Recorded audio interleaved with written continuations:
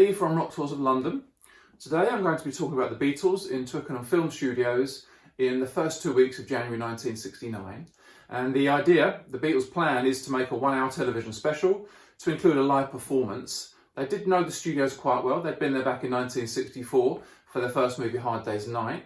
They'd been there in 65 for Help, the second movie, and also later in 65 they'd shot 4 promotional films with a guy called Tony Bramwell at a cost of £750, by the way, which EMI weren't happy with. They thought that was way over budget. They'd also been there in late 68 as well to film 2 more promotional videos, Hey Jude and Revolution. These 2 videos were shot with the same guy that's going to be directing them now. So Glenn Johns is going to be the producer, and although the Beatles hadn't worked with Glenn Johns, John and Yoko had on the Rolling Stones Rock and Roll Circus, where John and Yoko had teamed up with Eric Clapton and Keith Richards and Mitch Mitchell to be a band called the Dirty Mac. We also have 3 of the 4 Beatle partners around at the time for the Twickenham sessions. We have John's partner Yoko, we have Paul's partner Linda, we have Ringo's wife Maureen. The one we are missing though is George's wife Patty, for reasons that I will come on to later in the video, why Patty's not around. Individually though, John, well, heroin had replaced songwriting for him and Yoko had replaced Cynthia, 2 big changes for John. Paul, romantically, very good. He's with Linda now and they're about to get married. Songwriting coming easy for Paul. And he's kind of walking on eggshells because he's afraid that John's about to leave the band all the time through these sessions. George's life was the most chaotic at the time. He'd spent Thanksgiving in the States in Woodstock with Bob Dylan and the band. He'd had a really good Christmas and he'd had New Year with Cilla Black. But now he's come back to Beatle land and he is having an affair with a French model called Charlotte Martin. I will come on to Charlotte and George and Eric and Patty a little bit later on. He's also writing an Apple musical about their label Apple. And he's also at the finishing stages of producing the Jackie Lomax album, which is, I think, about his favourite of all the Apple signings at that time. Ringo was subdued, I guess it's fair to say, during the course of this. And he's also possibly distracted by the fact that he's about to start filming the Magic Christian movie with Raquel Welch. And actually, as they're in the studios, the set is being constructed for that movie. What was unique about this particular point in Beatles history, relatively short period, is that it was being filmed and taped. So there was about 100 hours of audio and about 55 hours of footage. What could possibly go wrong? Well, let's take a look at the studios.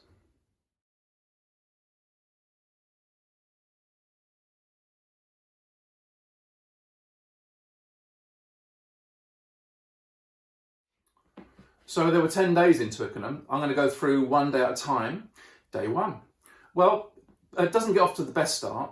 Paul McCartney is late, 1.5 hours late.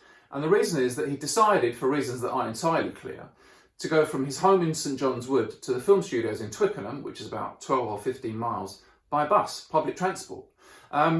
It wouldn't be easy. I've looked. Even now it wouldn't be easy. It would be at least 3 buses. He turns up 1.5 hours late. Now, why did he do this? The only thing I can think is that maybe he was testing out his new disguise, which was that brand new Let It Be beard, you know. I don't, apart from that, who knows? Anyway, Paul's late. They do get cracking though when he turns up, and the 3 main songs for the day were John's Don't Let Me Down, 2 of Us, and also I've Got a Feeling, which was, I think, 2 separate songs, one Lennon and one McCartney, that they kind of put together to get I've Got a Feeling. Child of Nature is played, John's Child of Nature, that eventually, he'd written that in Rishikesh the year prior, and that turned into Jealous Guy later on. And George's All Things Must Pass got quite a few goes as well. George did have a bit of a moment halfway through the morning when he noticed Paul's Hofner bass. Now, Paul's brought this bass along for the first time into any session in a while because it's his signature live bass and there's going to be a live performance.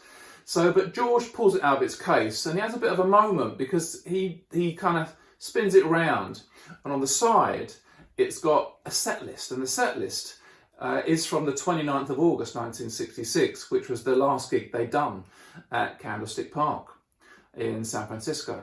And so it must have been quite a thing really to see that and to think about all the time that's passed. It probably feels like years ago and like yesterday, something like that. And also, it must have been a bit of a thrill for him when he noticed maybe the third or fourth song on the list, which was "If I Needed Someone," which of course was George's song. So they did 20 different songs during the course of the first day. I will pull out a couple of covers that they tried on each day. The first one I'm going to pull out is Chuck Berry's "Brown Eyed Handsome Man." And the second one is Bob Dylan's "Mighty Quinn." Now, his song "Mighty Quinn," probably George's idea, because George has come back fresh from Woodstock, totally obsessed with Bob Dylan and the band and the Basement Tapes. And but that had been a big hit in 1968 for Manfred Mann. I'm not sure how they got hold of it, but they had. Day 2, Friday the 3rd of January. And today it's John's turn to be late. Yesterday Paul was late, today's John. But once John turns up, it gets going. And it's quite an industrial day, really, for the Beatles. Their most productive day, I think, out of all the 10. They've got through 60 different songs during the course of the day. The main ones, though, were "Don't Let Me Down," the one after 909. There's going to be more on the one after 909 later on into the video. It was the song that they'd written, well, John had written way back in 58, I think, with a little bit of help from Paul. It was possibly inspired by the Lonnie Donegan song at the time, the Rock Island line. They did have 37 attempts at George's "All Things Must Pass." As we know, none of them really worked out, and that went on to be the title track of his album, his third solo album, if we're going to get picky about George. The two covers that I'm going to pick out for the day, the first one was "Canned Heat," Going Up the Country, and they also had a go at Lulu's "I'm a Tiger."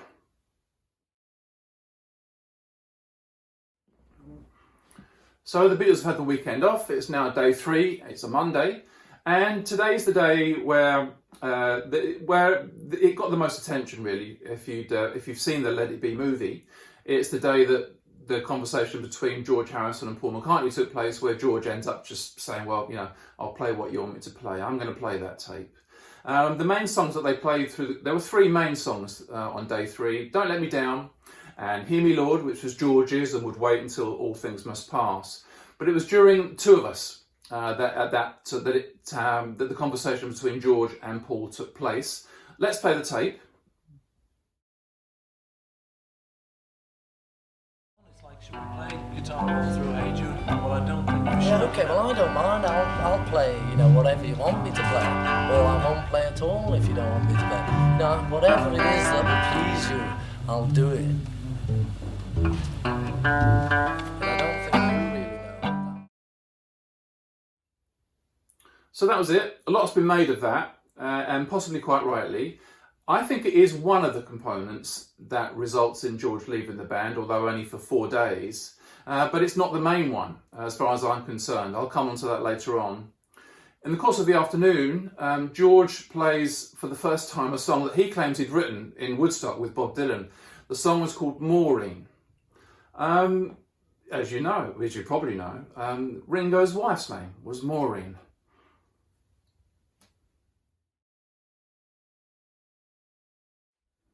We're into day 4, and there were the 3 songs that got the most attention on day 4 were "Don't Let Me Down" and "I've Got a Feeling" and "One After 909. I'm now, though, going to play a tape of Paul talking about the early days for him and John, when they used to kind of sag off school, as the way Paul says it. That's great. Really? Which one? Because I really never thought of that. For they just the played. first one of the first rehearsal songs and we'd ever done. Right, it was John wrote it when he was 15 or something. So. Yeah. It's just we always used to sag off every school day, and go back to my house, and the 2 of us would just sort of sit there and write "Love Me Do" and "Too Bad About Sorrows," and there's a lot from then. There's about 100 songs from then that we never reckoned, because they were all very unsophisticated songs. They said our love was just fun, the day that our friendship begun. There's no blue moon that I can see, there's never been in history. But, and we thought it's too much on that. But it's great. They're great. And that one, we always hated the words of "One After 909. Baby said to traveling on the "One After 909. She said, "Move on, honey, I'm traveling on that line." Said, "Move over once, move over twice. Come on, baby, don't be cold as ice." But they're great. They're great songs. Lovely bit of nostalgia there for Paul, him and John bunking off school, late 50s, back to Paul's. 48 songs in total that day, different songs. The two covers that I'm going to pull out for the day are The Shadows' FBI and Jackie to Shannon. What the world needs now is love, sweet love. They ran through 50 songs though today on day 5. The one that got the most attention out of all was George's I Mean Mine. They had a lot of attempts at Mean Mr. Mustard. The cover version though that I'm going to put out for the day was Richard Harris's MacArthur Park, or Jimmy Webb's MacArthur Park I should say. A key part of the television special was the live performance. For that we need a location, and it took place in the end on the roof at Apple in Mayfair. Before that though, many suggestions were discounted. Some of them came and went pretty quickly, and I'll go through 10 of those actually before we get onto the ones that were considered more seriously. Number 1, Liverpool Cathedral. That was one of Paul's suggestions. It would have been back to school, back to childhood really for Paul kind of thing, school days. Number 2 was another Liverpool suggestion. That was the Cavern. I can't think of many better things than the Beatles playing at the Cavern in 1969. Can you? Anyway, it didn't happen unfortunately. Number 3 was the Brighton Tower. The Beatles had played at the Tower in 1963. Number 4, Royal Albert Hall. This might have come around because of the Cream farewell concert that was filmed there in late 1968. I don't know if you've ever tried watching the Cream farewell concert. It's not easy. The camera work was pretty lively on that. Be sitting down if you're going to attempt it. Number 5 was an art gallery. As you might imagine, Yoko was quite keen on that one. Number 6 was the Houses of Parliament. This came and went very quickly because Michael Lindsay Hogg had attempted to book the Houses of Parliament for the Rolling Stones Rock and Roll Circus and been unsuccessful. So that was that. Number 7 was the possibility of an airport. An empty airport or with fans in it, I'm not really sure. Anyway, the Beatles have spent a lot of time in airports, waving. Number 8 was quite a specific one. This was one of John's, and John suggested an audience of 8. Not 9, 8. There you go. Number 9 was the Rome Colosseum. That was, I'm not sure who suggested that. I think it might have been Paul actually. And number 10 was one of Paul's kind of more jokey ones as well. Now this might have been a bit of a dig at John's Two Virgins cover, where John and Yoko were naked, which had really knocked EMI's share price at the time, by the way. It might have been a bit of a dig at that, but Paul suggested that the Beatles play live naked, which didn't go down that well, although George suggested that maybe he'd be up for it if the audience was naked. Okay, so they were the 10 throwaways. Now I'm going to concentrate on the boat trip to Africa. Tripoli or Tunisia, not really sure. It refused to go away, and I think it's fair to say that Michael Lindsay Hogg was really keen on this for reasons I'm not entirely sure about. John and Paul were kind of hot and cold. Ringo and George were definitely no. I'm going to play a series of tapes that will kind of illustrate all of their positions on this. And the first one's going to be John, kind of with his, looking into the sunset, kind of, John being a bit dreamy. Okay, so here's John. You think of yourself, because you want to be nice and warm and cosy. I would have gone away if I was desperate for going. I can just see us in this place and just the moon coming up and the smoke blowing. Yeah, but I just really do feel we should do it here. But I'm stopping Russia now. I'm not saying. So there you have John with his blue sky thinking, and the middle eight's going to be when the moon comes up or the sun goes down, and it's all going to be lovely. You can see it all, and then right at the end there you get Ringo saying, "Nah, not having it." So there you go. George and Ringo are quite sure though. So let's listen to them talking about it. Ringo's going to talk about who's paying for this, and George is going to mention a boat actually, the Royal Iris. And the Royal Iris is a boat that the Beatles used to play on, going up and down the Mersey back in the early days at Liverpool. We'd have a boat full of I think it should be the least of our worries, money. I really do. When you're not paying. No, because I think when we're not paying. I mean, how much for this a week? 40,000. I mean, not us. Not Well, I mean, they have fore and aft, Yeah. Below first deck class at the and bottom. below deck. On the sheep pens. And It'd have to be a bloody big boat. It'd have to be bigger than the Royal Iris. Yeah, And that's an hell of a lot. That's going to Yacht cost or about something like that. 5,000 a Marina second. Del Mar or something like that, I imagine. If we're going on a boat. Just one final tape on the touchy subject of the boat, but this is George really putting the boot in. He doesn't want to go on a boat. He doesn't want to be stuck on a boat with Beatles fans for 2 weeks, apart from anything else. Because film is I mean, a if bit you're going to go not as anywhere, good then you go to some for place actually where singing it's songs too. practical. You know, I mean, it's Film. just impractical to try and Well, get it's all not, you those, see, because lug you all them get- people there and try and get all that equipment. But then Yeah, but if if you you say, their problem. yeah, but if you say that's what I want, that's not what our has to problem. happen. Of course, it's our problem. Why? It's like saying it's not our show. You know, No, but It's like no, saying, we've got to what are we say, going to you do know. about getting the ATD machine in from number Yeah, 3 that's office? How are we going to get the 8-track? Well, all we can do just is say, tell yeah. them, you know. And if they do it, they do it. And if they I don't... think the sense of adventure, Christopher Columbus, will make it. And I Okay, so there's George on the boat trip to Africa. It's not going to happen, is it? Then 4 others. Now, own homes. This was one that got some serious discussion, actually, by all 4 of them, that they would have the concert in their own places. You know, I don't know what. I mean, maybe they thought they could get up late. I don't know. 4 different concerts? Sounds mad to me, but it was around for a while, this suggestion. And then one that I love, actually. I'm going to say it now. I'm going to declare my allegiance to Yoko. I do a lot of Beatles tours, as you might imagine. Yoko can be quite polarising at times, in fact, all the time.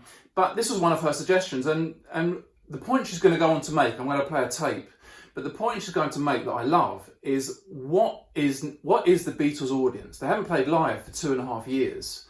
So what does their audience look like now? Well, she's got the answer, and the answer is 20,000 empty chairs. But equally, once you get on a stage, you are performers, and you've got to have someone to do it to, of some sort, either the camera or real people, I think. Well, empty chairs would be much more dramatic. I mean, 20,000 empty Looks chairs. like they haven't would bought be any much more tickets. dramatic. No, but the thing is, no one's going to sort of think that, like, you know, no one's going to think No they one haven't is bought any thinking tickets. that, You know, it'll just be they've done it to 20,000 And also, live you know, chairs. people are wondering what kind of audience you have now, you know. And it should be like invisible, nameless, everybody in the world, you know, instead of some teenager or something, and they say, oh, so they still have this kind of teenage audience. Or if you have costume people, you say, oh, those are the audience now. It's very dangerous, you know. Like now you have audience in every heart in the world, you see. So it's very bad to limit it. Yeah, but it's like that small bandstand in Hyde Park. Yoko's 20,000 empty chairs. That just leaves 2 more. The Roundhouse is a venue in North London, and the Beatles actually had 3 dates booked in December '68 to play at the Roundhouse. They didn't happen. And that just leaves the final one, and that was the obvious one, which was to stay in Twickenham Film Studios. Well, everything was set up. They had the cameras. I think in the end it was decided that the audience would just be too small for what they were thinking about, so that was discounted as well. So it was left unresolved.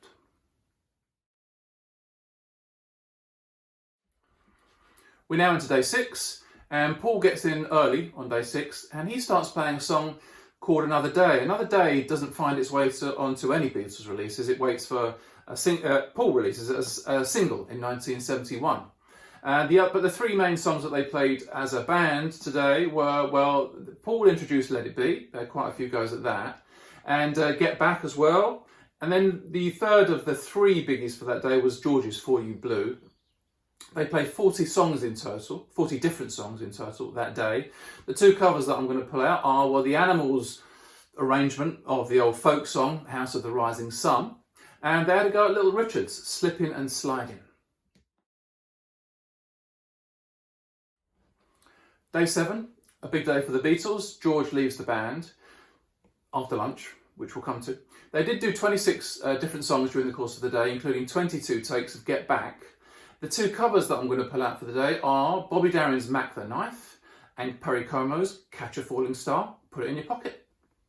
So it's after lunch on this day that George quits the band. I'm going to play the tape now of the conversation between George and John. It's very short. George says, I'm leaving the band. John says when, and George says now. What? The band now.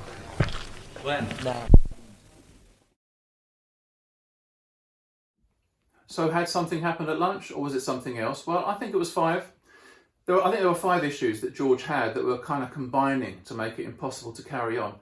The first one was that George went into the Twickenham sessions really annoyed with John, and the reason for that was that in late '68, John had done an interview with a publication called Disc and Echo, in which he'd been quoted as saying that Apple was losing money and would be broke in 6 months if it carried on. Now, George really didn't think it was John's place to be talking about Beatles finances like that in public. So that was the first thing. The second thing was a songwriting thing, which was that John was really struggling to write new material. George, on the other hand, it seemed to John that George was writing a new song every day. So that would have been really difficult for John, and I think he'd have felt the pressure. The third thing was that, yes, George did feel underappreciated, and that had been highlighted in the conversation he'd had with Paul, I'll play what you want me to play. So that was number 3. The fourth reason, I think, is Eric Clapton. Now, Eric Clapton was definitely a presence. He was certainly a presence in John's mind. George had introduced Eric Clapton into the Beatles setup during the White Album sessions when he got Eric to play the guitar solo on George's While My Guitar Gently Weeps. After that, John had been in a band with Eric called the Dirty Macs, part of the Rolling Stones Rock and Roll Circus. And then some comments that John would make further into the Get Back sessions that we'll come to. And don't forget that when the Beatles did split up, one of the first calls John made was to Eric Clapton for 2 things. First of all, the Toronto concert, the Peace concert.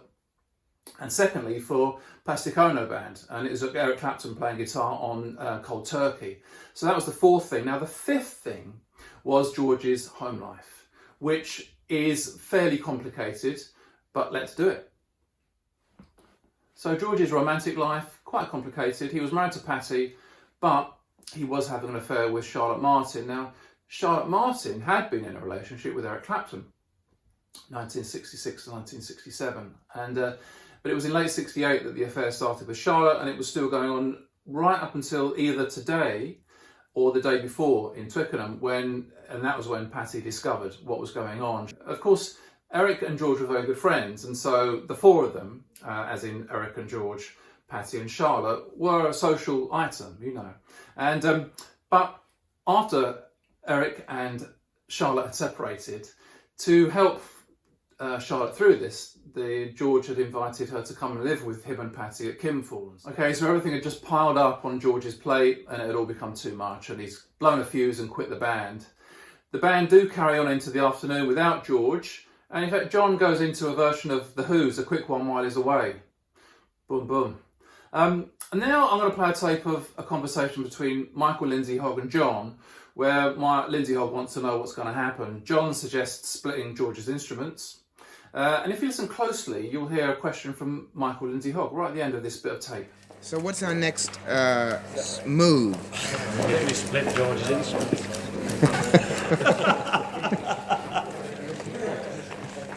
It's a one. But what does he do? What does he do? Do you play guitar?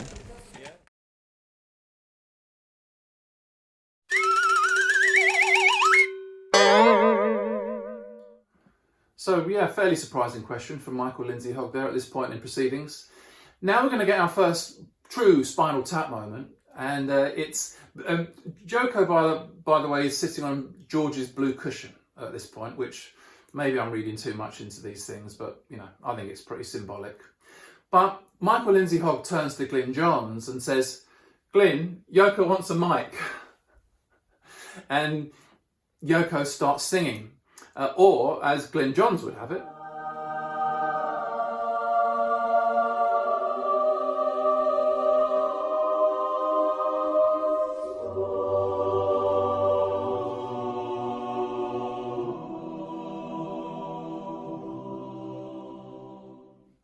So after some Yoko singing, Paul joins in the fun, and what he does is he gets his bass, spins it round, leans it against his amplifier to make the amp start feeding back. And I think it's the noise that he generates from the amplifier that's his little dig at Yoko singing. But that's it, the end of day 7, and George has quit the band. So into day 8, the day before was the Sunday, and they had a crisis meeting, the 4 of them, including George, had got together at Ringo's house in Surrey, but things have got worse. It really didn't seem like it was a good idea to do in the end. So, but we are now in day 8, and so no George. John was late. Now this meant that everybody else was, talking, having conversations about George and about John and Yoko. The first tape I'm going to play is Paul talking about, he's kind of getting defensive about John, and although he is fed up with the fact that he's kind of seems to have lost the relationship he had with John, at the same time he's saying, well, look, this is the way John is, We all underestimate ourselves. But like we've Exactly, grown out of but all when that, you're the and you Beatles, can't go, which is- we really can't go Like telling Maureen John, was saying, look, John, the union it's thinks just that the Beatles aren't that you in. can't have I this just one. feel as though Musically, she realises it a bit. I think she There's does. it. Sure she I does, still but think it's up that to way, them. the It really music, is. I just think I agree. It's difficult there, but I mean, really if do their think houses, that's it's their still a decision. great. I I just think can't see it it's without like Beatle with music, kids, I just can't see it if at a all. kid's doing that, That's what you doing a say. naughty thing, Yeah, what really, I wouldn't put or the there's something radio you on. think's Exactly, naughty, you've what really is there got to to leave listen them to? to The do it. foundation? Tell them not to, Maureen. and you've right. screwed it. Oh yeah, 'Cause I then just they went think- over and said, well, I couldn't agree with you I more. will. No, do I. Well, because I mean, it's like John's album cover, All of us thought, well, why did he do it? But it ended up with the answer being, well, why not? Ethan, you better Well, take that's these. the trouble, that we... Yeah, take this. Because you never know. So there's Paul taking John's side, saying that's the way he's always been. Then they talk a little bit about Yoko and the fact that Linda was talking about, a lot about the fact that she thought, in her view, all of these decisions about the band, what happened, should be between the 4 band members only, which was, on the one hand, of course, she's supporting George. On the other hand, I think she's saying that maybe Yoko should take a back step.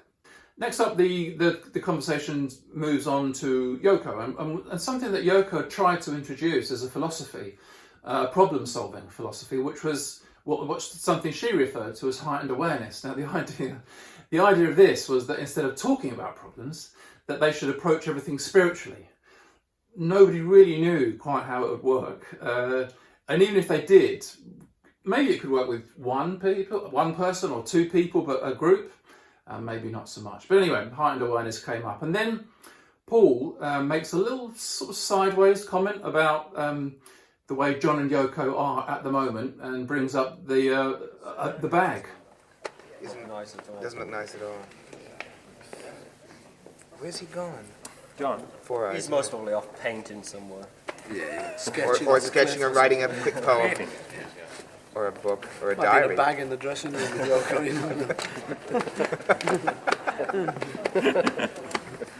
They brought their own bag with them today. Now, though, I'm going to play a tape of Paul getting really nostalgic about the songwriting relationship that he doesn't have with John anymore, and he misses it. Were you writing together much more before she came around? Oh, yeah, Or sure. you cooled it a bit then? Before her? Before you. Yeah, cooled it, sure. Yeah. We'd cooled it because not playing together. Ever since we didn't play together. On stage, you mean? Yes, we went because I mean we lived together when we played together. We were in the same hotel up at the same time every morning doing this all day. And this, it doesn't matter what you do like this, as long as you're this close all day, something grows, something gets. And then when you're not this close all day, just physically, something goes. Right. So then you can come together to record and stuff. But you still sort of lose the... Actually, musically,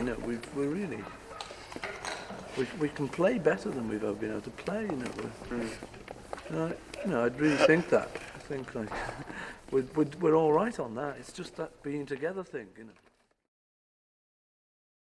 So there's Paul getting sad about the songwriting relationship that has gone with John. Lennon and McCartney is now Lennon or McCartney, and it's never going to come back, and it's not something that he's going to find easy to get used to. But that does leave Paul and Ringo in Twickenham film studios and surrounded by film sets, and they come up with a kind of jokey idea to make a short film together. And given that both George and John have literally left the building, in true Ringo style, he comes up with the title Two Dead Beatles, which, yeah. So 7 songs in total that day, 18 takes of Get Back, but it was the day that Paul settled on Tucson, Arizona as being Jojo's hometown. The two covers I'm going to pull out for the day, though, are the Foundations, Build Me Up Buttercup, and the Equals, Baby Come Back.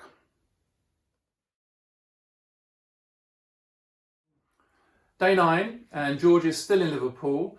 Paul gets in early, and he does a couple of run-throughs of a song that he'd written in 1966. The song was called Woman.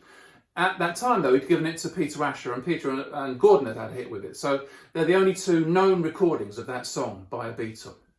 The rest of the day, pretty much given over to John and Yoko, and their pursuit of a bag. Not the kind of bag we're used to, though. This one's going to have heroin in it. So here's the first tape I'm going to play of them of Yoko really trying to find out where they are with today's supply. Very nice. Oh, did you get anything from Mal? Well, I gave you what I got. He said he'd give us some more. Mal's going to give us some more. You didn't happen to get any today, did you? Yes, that's what I gave you. When? When we were going up to the lunch. What did you put in your hand? John ring Tony? Yes, yes. Go on. So what we got? What's the plan? So there's Yoko. She's off to ring Mal or Tony to find out what's going on. And the next tape I'm going to play is John joking about the drugs bust that happened in Montague Square when he was living with Yoko at number 34 Montague Square. Detective Sergeant Norman Pilcher and all that. Yes, dig it. You want to make the scene to the gents' lavatory? That's a groove. So guys. Bye bye. Too much Pete. Bye. Way out. Way out. Exit. Yes. It's that way. Oh, yeah, it's that way. Just don't leave the needles lying around, you know. We've got a bad reputation now with John getting busted and that. I know what it's like for showbiz people. They're under a great strain and they need a little relaxation. Yes, so and that's why he's going to bed. It's a choice between that and exercise, you know. And drugs win hand down. I say hand down. Well, shooting is exercise. Shooting is exercise, oh yeah. Especially for the birds.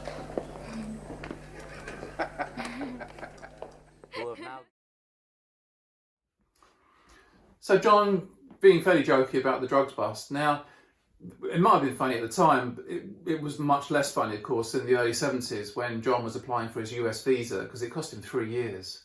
Then there was a conversation between Paul and John about I guess it seemed the inevitability that they were going to break up because George isn't around apart from anything else. But John says, you know, who's going to get the children, referring to their songs, of course. And Paul says, Dick James, of course.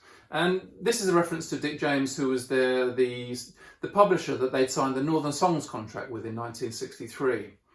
Now, what Paul and John, or anyone, the Beatles didn't know was that at that time in January 1969, Dick James was negotiating with ATV to sell Northern Songs, which he did in March 1969 for £1.5 million.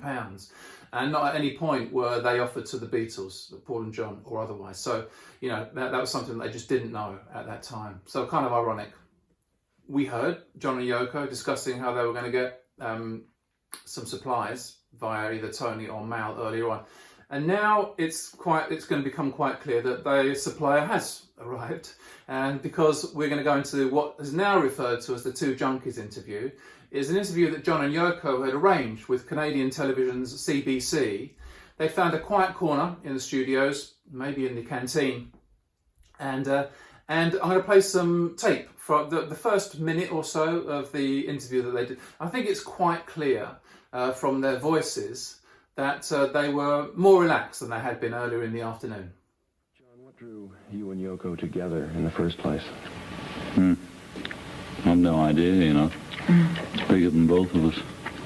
Yoko? Well, that, you know. I can't say. Yeah. Where did you two meet originally, you know, and where did it all happen? We met at one of Yoko's art shows at Indica Gallery, you know.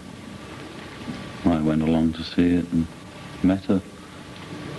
I met her a few times at different places. And then we clicked. And you just kind of discovered that your heads were in very much the same place.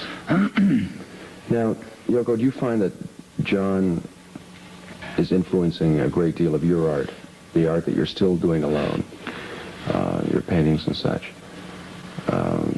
What kind of influence is he kind of exerting on your work? Sort of, I don't know. Well, John actually really changed the whole world in a way. He influenced the whole world, I think. In that sense, I was sort of influenced. Directly in my work, this, I think my work lacked a kind of relaxed type of sense of humor, I mean, there was sort of a cynicism in it.